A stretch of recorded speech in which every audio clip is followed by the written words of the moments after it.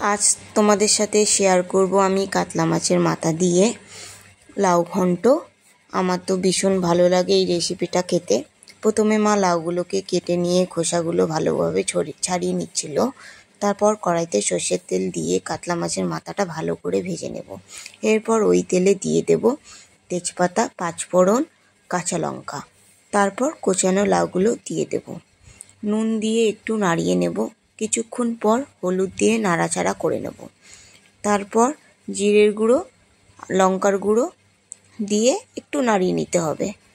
তারপর কাতলা মাছের মাথাগুলো দিয়ে একটু খুন্তির সাহায্যে ভেঙে নেব। নামানোর আগে ওপর থেকে গরম মশলার গুঁড়ো ছড়িয়ে দেব, স্বাদ মতন চিনি দিয়ে নামিয়ে নিতে হবে। তৈরি হয়ে গেল আমাদের কাতলা মাছের মাথা দিয়ে লাউ ঘন্ট।